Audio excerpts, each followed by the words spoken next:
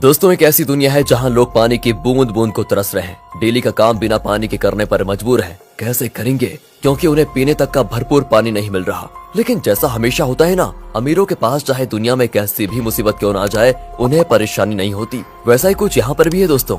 बड़ी बड़ी private company ने जमीन के अंदर पानी निकालने के लिए मशीन लगा दी है, क्योंकि अभी भी कहीं कहीं ऐसी जगह है जहाँ जमीन के अंदर से पानी निकाला जा सकता है। और उन जमीनों से जितना भी पानी निकलता है उसे शहरों में सप्लाई कर दिया जाता है, जहाँ पर अमीर लोग रहते हैं। लेकिन गरीब लोग बेचारे गाँव में रहने पर मजबूर है। उन्हीं गरीब लोग में होम्स परिवार भी रहता है दोस्तों, जिसमें पिता अर्नेस्ट, माँ कैथरीन, बड़ी बेटी मैरी और छोटा बेटा जेरोम शामिल है। बड़ी मुश्किल से ये परिवार गांव में अपना गुजारा कर रहा था। अर्नेस्ट की काफी बड़ी जमीन भी थी, जिसमें उसके पिता खेती किया करते थे। लेकिन पानी की कमी होने की वजह से अर्नेस्ट खेती नहीं कर पा रहा है। उसने सरकार से भी बात की कि मेरी जमीन अभी भी फर्टाइल है, यानी कि पानी मिले तो इस पर फसल उगाई जा सकती है। लेकिन किसी को भी अर्नेस्ट की बात पर भरोसा नहीं है। इसलिए अर्नेस्ट खुद से ही जमीन खोद कर ट्राई करता है कि क्या पता उसकी किस्मत अच्छी हो, उसे पानी मिल जाए, जिससे उसका खेत फिर से हरा भरा हो जाएगा और फसल बेचकर वो पानी की कमी को भी अपने परिवार के लिए पूरा कर लेगा। दोस्तों, एक दिन की बात है कि अर्नेस्ट के खेत में जहाँ उसने पानी निकालने के लिए मशीन लगाई थी, वहाँ पर दो चोर आ जाते हैं जो उस मशीन को चुराने आए थे। अर्नेस्ट तुरंत ही गन लेकर वहाँ पहुँचता है और चोरों को जैसे ही पता चलता है कि अर्नेस्ट यहाँ पर आ चुका है, वो लोग बहाना करने लगते हैं कि हम तो बहुत दूर से आए हैं, थोड़ा पानी मिल जाता तो आपकी मेहरबानी होती। पर दोस्तों, तभी वो चोर मौका देखकर अपने पास रखी गन निकाल लेते हैं ताकि अर्नेस्ट को शूट कर पाए। लेकिन अर्नेस्ट का पाला तो ऐसे चोरों से डेली पड़ता था, इसलिए वो तुरंत ही उनके शॉट करने से पहले ही गन चलाकर उन्हें वहीं पर ढेर कर देता है। देखा दोस्तों, ऐसा हाल हो गया है पानी के लिए कि एक दूसरे की जान लेने पे तुले हुए हैं लोग। अर्नेस्ट अपनी मशीन को चेक करने आता है, लेकिन बेचारे को पता चलता है कि यहाँ से जो थोड़ा बहुत पानी निकलता था वो भी खत्म हो चुका है। इसका मतलब कि अब उसे दूसरी जगह फिर से गड्ढा खोदकर मशीन लगानी होगी ताकि वहाँ से पानी निकाला जा सके। अर्नेस्ट अब जेरोम के साथ वाटरमैन के पास जाता है। दोस्तों, वाटरमैन ऐसे लोगों का ग्रुप है जो प्राइवेट कंपनी के लिए काम करते हैं, बड़ी बड़ी मशीनों को लगाना ताकि अंदर से पानी निकाला जा सके, और ये पानी शहर में सप्लाई किया जाता है। वैसे अर्नेस्ट इन लोगों को शराब या खाने पीने की चीजें डिलीवर करने का काम करता है। वो शहर से सारी चीजें अपने गधे पर लाद कर लेकर आता है और इन वाटरमैन को दे देता है। उन्हीं वाटरमैन में मैक्स नाम का एक आदमी भी शामिल है, जिससे अर्नेस्ट की थोड़ी अच्छी पहचान होती है। अर्नेस्ट मैक्स से कहता है कि देखो भाई, तुमने यहाँ बड़ी मशीन लगाने का काम शुरू कर दिया है। यहाँ से थोड़ी दूर मेरा खेत है जहाँ पानी आता था वैसे, लेकिन तुम्हारे यहाँ वो बड़ी मशीन लगाने की वजह से जो थोड़ा बहुत पानी मेरे खेत को मिलता था, अब वो भी बंद हो गया है। क्या तुम अपनी इन बड़ी मशीनों की लाइन दूसरी जगह नहीं लेकर जा सकते? मैक्स कहता है कि ये तो मेरा काम नहीं है, तुम्हें बात करनी है तो तुम हमारे बॉस से जाकर कर सकते हो। अर्नेस्ट को पता होता है कि बॉस तो उसकी सुनने वाला है नहीं, इसलिए वो बेचारा अपना छोटा सा मुंह लेकर जेरोम के साथ घर आने के लिए निकल आता है। लेकिन जब इंसान की किस्मत खराब हो तो उसके साथ बुरी चीजें होने में टाइम नहीं लगता। ऐसा ही अर्नेस्ट के साथ भी हो जाता है। आते समय उसके गधे का पैर पत्थर से टकराने की वजह से वो नीचे गिर जाता है और गिरने की वजह से उसकी एक टांग टूट जाती है। बेचारा गधा प्यास से पहले परेशान था, टांग टूटने से उसको और तड़पन होती है। इसलिए अर्नेस्ट उसकी तकलीफ को खत्म करने के लिए मजबूरन उससे वहीं मार डालता है। दोस्तों, क्या करता बेचारा। इसके बाद वो एक ऑक्शन हाउस में आता है जहाँ पुराने रोबोट्स को रिपेयर करके बेचा जाता है। अर्नेस्ट ऐसे एक रोबोट को खरीदने आया था ताकि आगे से वो डिलीवरी का काम संभाल पाए। साथ ही ऑक्शन में फेलम नाम का बंदा भी रोबोट पर बोली लगाने आता है। लेकिन आखिर में अर्नेस्ट को वो रोबोट मिल जाता है, जिसे पाकर अर्नेस्ट और जेरोम बड़े खुश होते हैं कि चलो कुछ तो काम की चीज आई हाथ में। इसके बाद दोनों हॉस्पिटल आते हैं जहाँ कैथरीन रहती है। कुछ समय पहले एक दुर्घटना का शिकार हो गई थी कैथरीन, इसलिए वो चल फिर नहीं पाती। इसलिए हॉस्पिटल में वायर के जरिए कैथरीन को रखा जाता है। वायर मतलब जो कैथरीन को चलने में मदद करते हैं। अब देखिए, अर्नेस्ट के पास इतने पैसे तो है नहीं कि वो वायर का सिस्टम खरीद कर घर लेकर आ पाए, इसलिए वो और उसके परिवार के लोग हॉस्पिटल में ही कैथरीन से मिलने आए जाया करते हैं। अब हॉस्पिटल के बाहर अर्नेस्ट की मुलाकात रॉबी नाम के बंदे से होती है, जो अर्नेस्ट का बढ़िया दोस्त है, काफी ज्यादा करीबी है। उसके पास तो रहने के लिए घर तक भी नहीं है, साथ ही वो दिमाग से भी थोड़ा कमजोर है।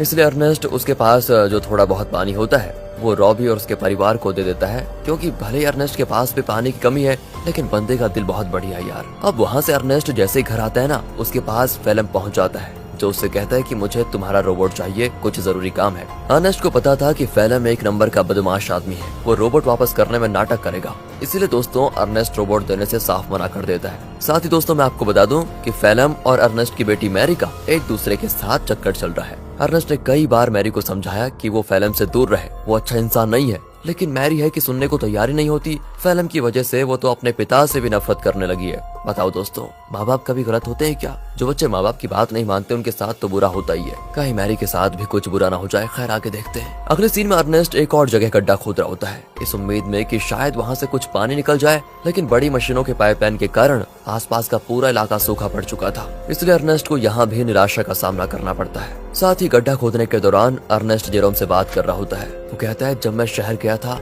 वहाँ मैंने एक लड़की को देखा जिसके बाल तो छोटे हैं लेकिन देखने में बहुत सुंदर है। तुम तो बेटा बड़े हो चुके हो, कहो तो तुम्हारी बात करवा दो उससे। मैं नहीं जानता कि इस हालत में हम कब तक जिंदा रह पाएंगे, इसलिए हमारे पास जो भी पल बचे उन्हें अच्छे से जी लेना चाहिए हमें। और दोस्तों ऐसे ही बाप बेटे आपस में बात करते हुए कुछ टाइम एक दूसरे के साथ बढ़िया तरीके से बिताते हैं। इसके बाद अर्नेस्ट जैसे ही घर आता है, मैरी उससे कहती है, मुझे पैसे चाहिए पापा, मैं फिल्म के साथ जा रही हूँ, मुझे यहाँ पर बहुत घुटन हो रही है। अर्नेस्ट कहता है, घुटन हो रही है? मैंने बचपन से तुम्हें पाल पोस के बड़ा किया, सब कुछ देने की कोशिश की तुम्हें, और फिर भी तुम ऐसी बातें कर रही हो। मैरी तो ऊपर से जवाब देती है, कहती है, हम यहाँ पर जी नहीं रहे, सरवाइव कर रहे हैं और मुझे ऐसी जिंदगी चाहिए ही नहीं। अर्नेस्ट के लाख समझाने पर भी जब मैरी नहीं मानती तो अर्नेस्ट मैरी को कमरे में बंद करके खिड़कियों पर कीड़े लगा देता है ताकि वो फिल्म से मिल ना पाए। अब अर्नेस्ट जैसे सप्लाईज लेने के लिए शहर जाने वाला होता है, तभी उसको पता चलता है कि रोबोट गायब है। ये देखकर उसकी हालत खराब, वो परेशान हो जाता है। वो समझ चुका था कि ये काम तो फिल्म के अलावा कोई दूसरा कर नहीं सकता। वो वहाँ से तुरंत वाटरमैन के पास आता है ताकि उनसे पूछ सके कि क्या फिल्म यहाँ पर आया था कि नहीं।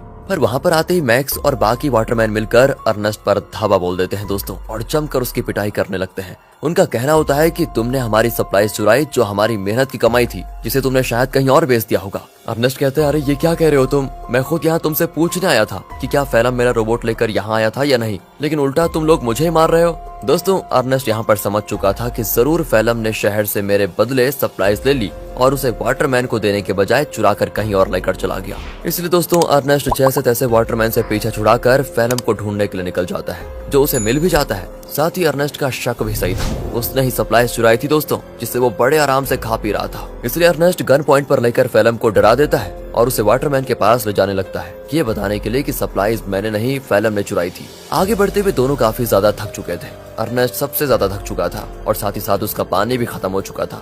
इसीलिए दोस्तों फिल्म अर्नेस्ट को बहकाने की कोशिश करता है कि मैंने सप्लाईज की थोड़ी शराब पी ली थी और थोड़ी बची है, मेरी मानो तो बची हुई शराब हम दोनों आधा आधा बांट कर पी लेते हैं। ज्यादा से ज्यादा वाटरमैन क्या करेंगे, मुझे मारेंगे ही ना, लेकिन अगर हमने पिया नहीं तो हम प्यास से जरूर मर जाएंगे। इस पर अर्नेस्ट मान जाता है, लेकिन जैसे ही वो फिल्म को रस्सियों से आजाद करता है, फिल्म उस पर ही हमला कर देता है। बेचारा अर्नेस्ट पहले से ही थका हुआ था और मार खाने की वजह से उसका काफी ज्यादा खून बहने लगता है। इसके बाद तो फिल्म जबरदस्ती बाकी सारी शराब अर्नेस्ट के मुंह में डाल देता है, ताकि जब वाटरमैन उसे देखे तो उन्हें यकीन हो जाए कि अर्नेस्ट ने ही सप्लाईज चुराई थी और उसी ने उनकी शराब पी ली। इतना ही नहीं दोस्तों, फिल्म अर्नेस्ट को मार मार कर रोबोट के साथ ही रस्सी से उसको बांध देता है, ताकि दुनिया को लगे कि रोबोट ने आउट ऑफ कंट्रोल होकर अर्नेस्ट पर हमला कर दिया, जिससे उसकी जान चली गई। और होता भी ऐसा ही है, बेचारा अर्नेस्ट मारा जाता है दोस्तों, और सभी लोगों को लग रहा था कि रोबोट ने अर्नेस्ट की जान ली। दोस्तों हमेशा अच्छे लोगों के साथ बुरा ही क्यों होता है यार। अगले सीन में जेरोम अपने पिता को खोने के बाद बहुत उदास बैठा होता है। वो सारा गुस्सा रोबोट पर उतार कर उसे तोड़ने की कोशिश कर रहा होता है, क्योंकि अभी तो उसने ये मान लिया है कि रोबोट ने ही उसके पिता की जान ली। लेकिन हम सब जानते हैं कि सच्चाई क्या है। तब वहाँ पर फिल्म आकर जेरोम से कहता है, रोबोट को तोड़कर क्या मिलेगा, ये आगे चलकर हमारे ही काम आएगा, इसलिए इसको तोड़ो मत, और तुम चिंता मत करो, मैं हूँ ना, मैं तुम्हारे परिवार को संभाल लूंगा, तुम्हारे और मैरी का अच्छे से ख्याल भी रखूंगा। बताओ दोस्तों, कातिल मसीहा बनने की कोशिश कर रहा है। अगले सीन में दिखाते हैं कि फिल्म मैक्स के पास आकर कहता है, मुझे पानी की एक पाइपलाइन चाहिए ताकि उसकी मदद से मैं अर्नेस्ट की जमीन पर खेती कर सकूं। मैक्स कहता है, मैं क्या तुम्हारा कोई नौकर हूँ जो तुम कहोगे और मैं कर दूंगा? तो फिल्म उससे कहता है कि अच्छा, तुम्हें मानना पड़ेगा दोस्त, मानना पड़ेगा। वो दोस्तों उसका चाकू दिखाते हुए कहता है, ये चाकू तो याद है ना तुम्हें, उस दिन जब सप्लाईज लेकर तुम लोगों ने अर्नेस्ट पर हमला किया था, तब ये चाकू अर्नेस्ट ने तुमसे ले लिया था और मुझे ये चाकू उसकी बॉडी के पास मिला जिसमें तुम्हारा नाम लिखा हुआ है। सभी जानते हैं कि मरने से एक रात पहले सप्लाईज लेकर तुम्हारी और उसकी लड़ाई हुई थी। तो मैं क्या सोच रहा था कि मैं जाकर सभी को ये बात बता देता हूँ कि लड़ाई के दौरान तो मैक्स अर्नेस्ट को नहीं मार पाया, लेकिन अगले दिन जब उसे मौका मिला तो उसने अर्नेस्ट को मार दिया और आरोप डाल दिया रोबोट पर। यह सुनकर मैक्स घबरा जाता है और फिल्म की बात मानते हुए कंपनी से छुपाकर एक सीक्रेट पाइपलाइन अर्नेस्ट के खेत में चालू करवा देता है, जिससे दोस्तों खेत को पानी मिलना शुरू हो जाता है। सभी बड़े खुश होते हैं कि यहाँ पर फिर से खेती हो सकेगी। फैलम दोस्तों डेली हल जोतता है ताकि फसल उगा पाए। देखते देखते उसकी मेहनत रंग ला जाती है और खेती में चारों तरफ फसल उगने लग जाती है, जिसे देखकर जेरोम और बाकी सभी बड़े खुश होते हैं। साथ ही फैलम और मैरी रिलेशनशिप में भी थे, जिस वजह से मैरी प्रेग्नेंट हो चुकी थी, इसलिए उन दोनों की शादी करवा दी जाती है। शादी से फैलम बड़ा खुश था, लेकिन अंदर ही अंदर उसे ये भी याद आ रहा था कि ये सब अर्नेस्ट का था जो उससे मैंने छीन लिया। आज वो जिंदा होता तो ना ही मैरी से उसकी शादी होती और ना ही ये खेत उसे मिलता। अर्नेस्ट के मरने के बाद फैलम ने उसकी सारी चीजों को दोस्तों अपना लिया होता है, लेकिन ये इंसान यहाँ पर भी नहीं रुकेगा। अभी आप इसके पाप देखिए कितना करता है ये। अगले सीन में बैंक से कुछ कर्मचारी आते हैं जो फैलम के पैरों तले जमीन खिसका देने वाली बात बताते हैं कि जमीन पर तुम्हारी फसल उगी है। उस जमीन को अर्नेस्ट ने गिरवी रखा था, वो तो मर गया, इसलिए अब ये जमीन बैंक की होती है और इसमें जो फसल उगी है वो भी बैंक के पास ही जाएगी। फैलम कहता है नहीं, ऐसा नहीं हो सकता, ये बात तुम्हें पहले बतानी चाहिए थी जब यहाँ पर फसल नहीं उगी थी उस समय, और अगर तुम पहले बता देते तो मैं कोई दूसरी जमीन देख लेता। लेकिन दोस्तों बैंक वाले नहीं मानते, वो कहते हैं कि 1 हफ्ते के अंदर अगर पैसे नहीं मिले तो इस जमीन को तुम भूल जाना। इतना कहने के बाद वो चले जाते हैं। फैलम तो परेशान हो चुका था कि अर्नेस्ट ने तो मुझे बेवकूफ बना दिया, बेकारी कहेगा, जमीन तक गिरवी रखिए, बताओ अब पैसों का बंदोबस्त कैसे कर पाऊंगा। बताओ दोस्तों, ये तो वही बात हो गई, उल्टा चोर कोतवाल को डांटे। खैर अब फैलम जेरोम से कहकर रोबोट ले जाने लग जाता है। वो कहता है मैं रोबोट को बेचने जा रहा हूँ ताकि इससे मिले पैसों से बैंक वालों का उधार चुका पाऊँ। लेकिन दोस्तों फैलम शरीफ आदमी नहीं था, वो रॉबी के पास आता है। वही रॉबी दोस्तों जो काफी ज्यादा गरीब है, और वो उसे बहाने से साथ में ले जाता है कि मेरे साथ चलो, मैं तुम्हारे लिए पानी वगैरह का बंदोबस्त करता हूँ। इसलिए बेचारा रॉबी अपने बच्चे को लिए फैलम के साथ चला जाता है। लेकिन मैंने कहा था ना दोस्तों, फैलम के पापों का घड़ा भरा नहीं है। वो धोखे से बेचारे रॉबी के बच्चे को बेच देता है, जिनसे मिले पैसों को वो बैंक वालों को दे देगा। अब इसकी खबर जैसे रॉबी को लगती है, वो फैलम से झगड़ा करने की कोशिश करता है। लेकिन जहाँ पर फैलम ने बच्चे को बेचा था वहाँ झगड़ा वगैरह करने का रूल नहीं होता। बच्चा बिक गया तो डील कभी नहीं टूटेगी, इसलिए वो बदमाश लोग रॉबी को शूट करके मार देते हैं दोस्तों। साथ ही वो फैलम को भी शूट करने की कोशिश करते हैं, क्योंकि उन्हें तो लगा था कि फैलम रॉबी की परमिशन के साथ उसके बच्चे को बेच रहा है। इसलिए फैलम जैसे तैसे अपनी जान बचाकर दोस्तों वहाँ से भाग ही जाता है। साथ ही वो रोबोट को वहीं छोड़ देता है, क्योंकि उसे जेरोम को भी तो बताना है कि ये पैसे बच्चे को बेचकर नहीं बल्कि रोबोट को बेचकर आए हैं। क्या कहें दोस्तों, कितना बुरा आदमी है यार फैलम। तभी तो दोस्तों अर्नेस्ट अपनी बेटी मैरी को मना कर रहा था इसके साथ रहने के लिए। अगले सीन में बैंक को पैसा देने की वजह से जमीन फिर से फैलम की हो जाती है, तो वहीं रोबोट आगे बढ़ते हुए अपने ओरिजिनल ओनर के पास जाने के लिए निकल पड़ता है। क्योंकि जब वो बदमाश लोग फैलम और रॉबी को शूट कर रहे थे तो कुछ गोली रोबोट को भी लग गई थी, जिससे हुआ ये कि रोबोट की डिफॉल्ट सेटिंग ऑन हो गई और इसीलिए वो अपने ओरिजिनल ओनर के पास जा रहा है, जो कि शहर में रहता है और ओनर का नाम है कैल्विन। वो जैसे उस रोबोट को देखता है तो बिल्कुल हैरान हो जाता है कि ये किसका रोबोट घूमकर वापस मेरे पास आ गया। उस रोबोट पर दोस्तों अर्नेस्ट का नाम लिखा हुआ था, इसलिए कैल्विन रेडियो के जरिए अर्नेस्ट से संपर्क करने की कोशिश करता है ताकि वो आगे आए और अपने रोबोट को वापस लेकर जाए। जेरोम तो जैसे ही रेडियो को ऑन करता है तो बिल्कुल हैरान हो जाता है कि फैलम ने तो कहा था कि उसने रोबोट को बेच दिया, अब ये कैल्विन बता रहा है कि रोबोट उसके पास है। इसलिए दोस्तों वो डिसाइड करता है कि अगर कैल्विन रोबोट वापस देना चाहता है तो कोई नहीं, ये तो बहुत अच्छी बात है, मैं जाकर उसको ले लेता हूँ। अगले सीन में जेरोम को रॉबी की पत्नी दिखाई देती है, जो रॉबी और उसके बच्चे के वापस न आने पर सदमे में जा चुकी थी।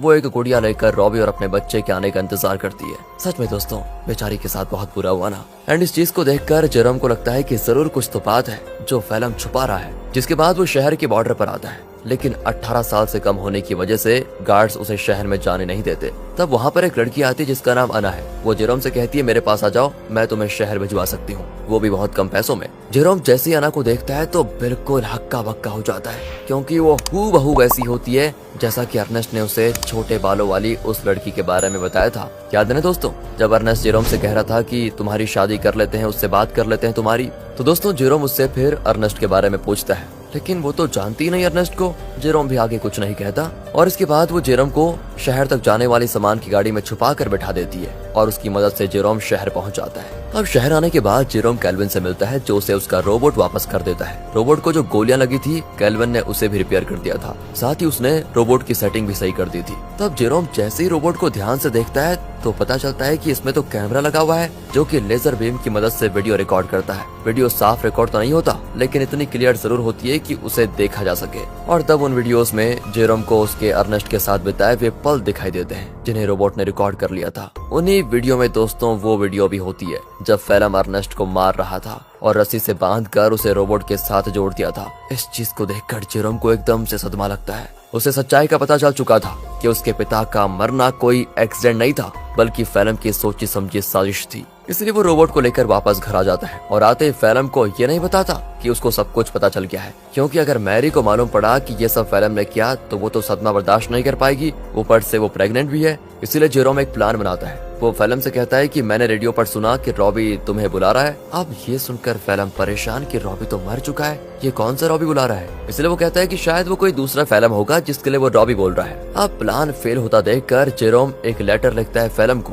ताकि फैलम को ऐसा लगे कि ये लेटर रॉबी ने भेजा है और वो उसे उसी जगह पर बुला रहा है जहाँ पर अर्नेस्ट मरा था। लेटर देखकर फैलम समझ चुका था कि कुछ तो गड़बड़ी है, मुझे वहाँ पर जाकर देखना ही पड़ेगा। इसीलिए वो उसी जगह पर जाता है जहाँ पर उसने अर्नेस्ट को मारा था। आगे बढ़ते हुए उसे जमीन पर बना हुआ गड्ढा दिखाई नहीं देता और गलती से वो उसे गड्ढे में गिर जाता है, जहाँ गिरने से उसका पैर टूट चुका था और वो मदद के लिए चिल्ला रहा होता है। तब वहाँ पर जेरोम गन लेकर आता है। उसे इतने गुस्से में देखकर फैलम समझ जाता है कि जेरोम को सब कुछ पता चल चुका है और ये सारा प्लान जेरोम का ही था। तो फैलम जेरोम को बहलाते हुए कहता है, देखो जो हुआ मैं उसके लिए शर्मिंदा हूँ, मुझे माफ कर दो, लेकिन देखो मैंने मैरी और तुम्हारे कितना अच्छे से ख्याल रखा। अगर मुझे कुछ हुआ तो मैरी ये सदमा बर्दाश्त नहीं कर पाएगी, इसलिए मुझे जाने दो। लेकिन जेरोम उसकी एक नहीं सुनता और सीधे फैलम को शूट करके मार डालता है। इसके बाद वो रोबोट की मेमोरी भी रेज कर देता है ताकि कभी मैरी ये सब कुछ देख ही ना पाए। वो नहीं चाहता कि मैरी कभी कुछ इसका सच जाने। कुछ दिन गुजर चुके थे। फैलम के घर न आने पर मैरी बहुत परेशान होती है। जेरोम कहता है कि वो अच्छा इंसान कभी था ही नहीं,